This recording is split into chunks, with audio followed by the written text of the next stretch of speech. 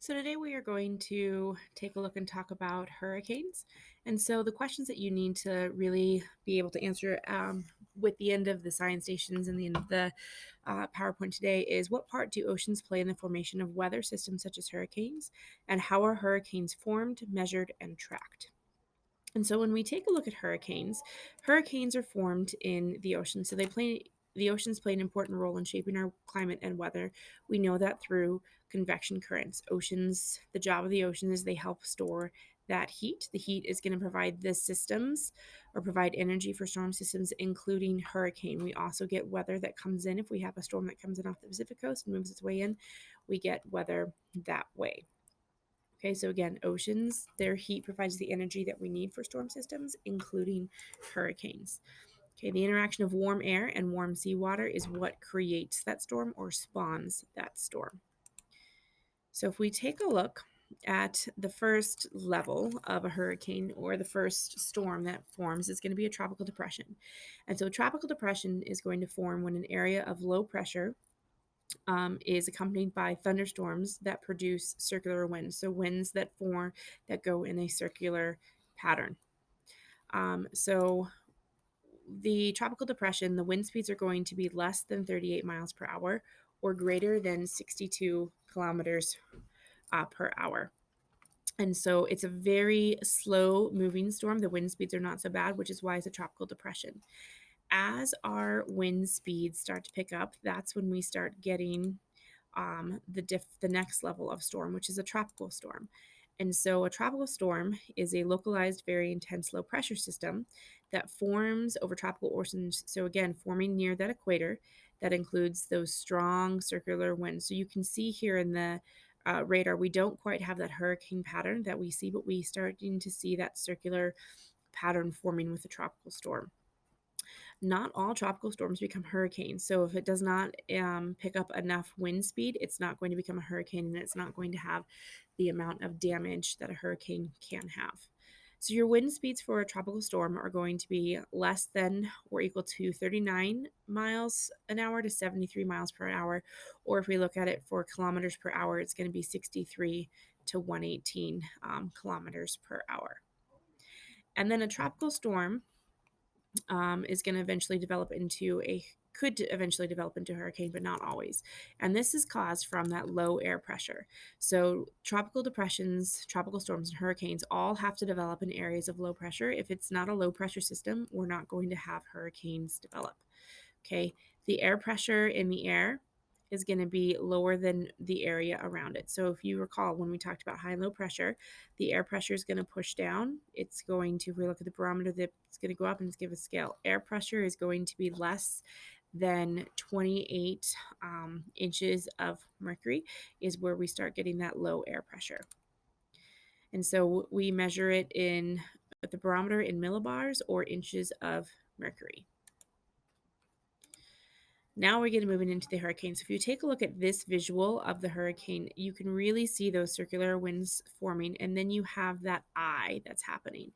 And so a hurricane is a large tropical storm with high-powered circular winds. There's those circular winds that are moving in a counterclockwise direction. So I'm going clockwise, but the winds are actually moving this way. In the northern hemisphere, in the southern hemisphere, they would be moving clockwise, and they move this way because of the Coriolis effect. So hurricanes are going to form in the southern Atlantic Ocean. They form in the Caribbean.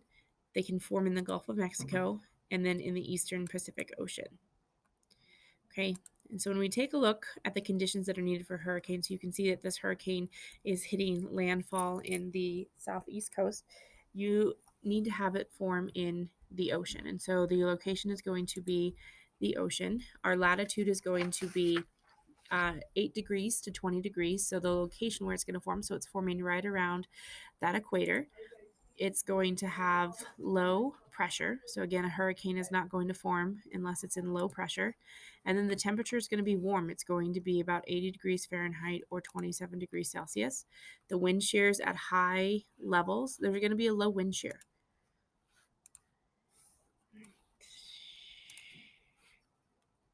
at our next piece. So hurricanes, cyclones, and typhoons form in those warm ocean waters. So you'll notice there it is along this equator line, and then they began as tropical depressions and storms. So we talked about this in the exploration, that they move in a northwest movement in the northern hemisphere and a southwest movement in the southern hemisphere. Okay, so cyclones, hurricanes, and typhoons, they're all the same storm type. They're just called something different in different locations. So here in the United States, we call them hurricanes.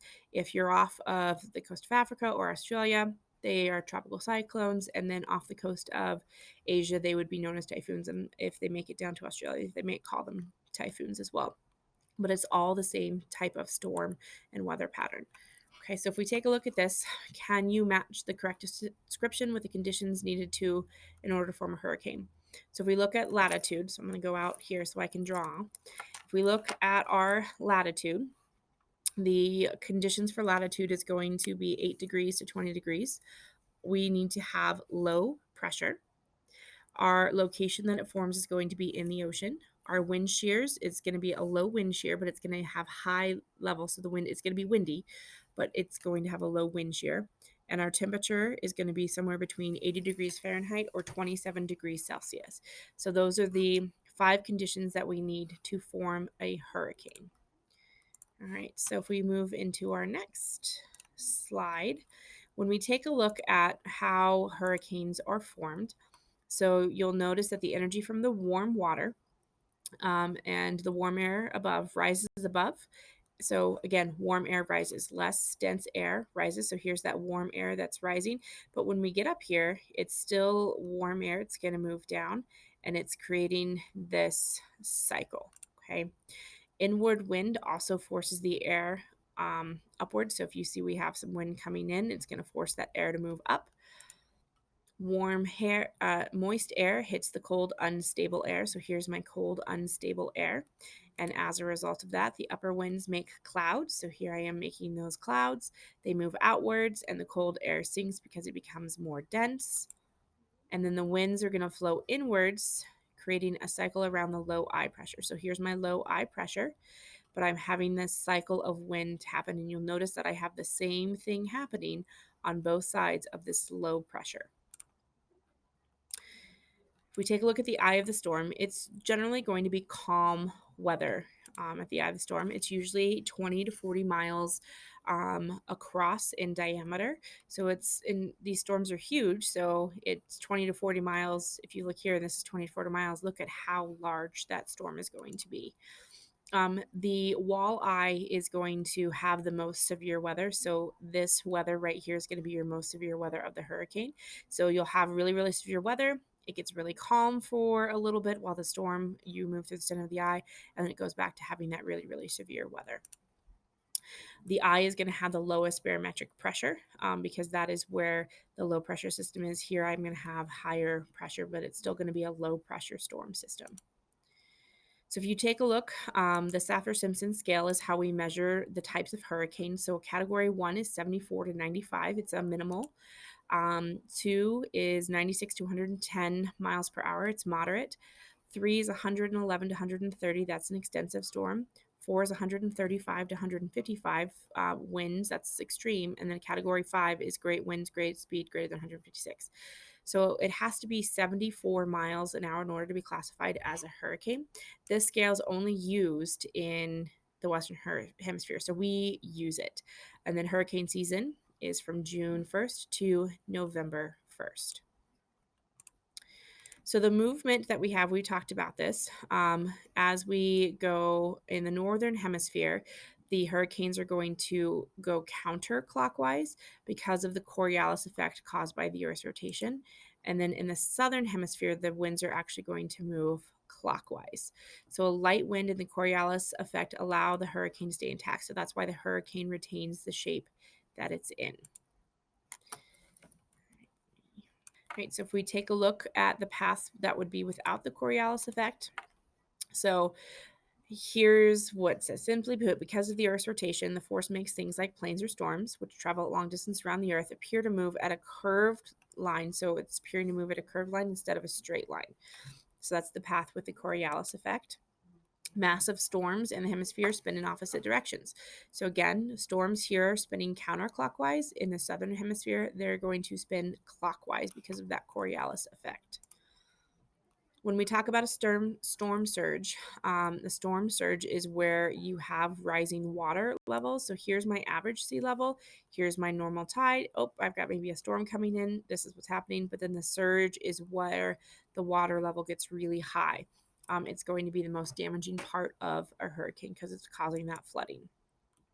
So if we take a look at Hurricane Katrina, this is looking at the hurricane tracking. So this is how we tracked a hurricane. So we tracked the hurricane through satellite images. We did it through a reconnaissance plane, and then also through radar is how we track those.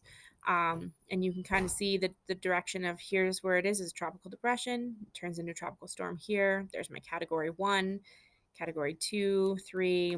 Here's where it became category 5. And so they became really concerned at this point in time whether it was going to hit land at category 5. It lost some steam.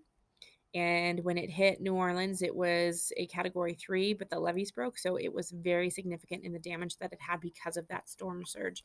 And then it made it all the way up to Tennessee as a tropical depression before the storm finally dissipated. And so some of the ways, so geostationary operation and environment satellites, or GOES, is how weather is forecasted. So it's tracking storms across the planet and helps to forecast weather. It helps with severe storm tracking. It provides meteorology research. And so going through these, I know it says discuss these questions with a partner, but I'd like for you guys, if you could pause the video and just jot them down to see if you know the answer, because I'm going to go over them right now. So it says, what directions would hurricanes spin in the southern hemisphere? Why is that different from the northern hemisphere? And we talked about this, that the direction they would spin would be clockwise because of the Coriolis effect. In the northern hemisphere, they spin counterclockwise. So southern is clockwise, northern is counterclockwise. What causes the most damage in a hurricane is going to be those high winds and the storm surge, because that storm surge is going to cause that flooding to happen, and then wind damage can be pretty significant as well. What is the difference between cyclones, hurricanes, and typhoons? The answer is absolutely nothing except for where they're located. So they're all the same storm systems. They're just called different things in different parts of the world. And our current methods that are used to track hurricanes are going to be satellites, radar, and reconnaissance aircraft. So hopefully at this point in time, you can identify the roles of the oceans in the formation of weather systems such as hurricanes, which is they retain heat. Heat builds the storm energies, and then identify how hurricanes are formed. So the 5 conditions that are needed to identify, or the 5 conditions that are needed for a hurricane to form, and then how we track them through radar, satellites, and aircraft.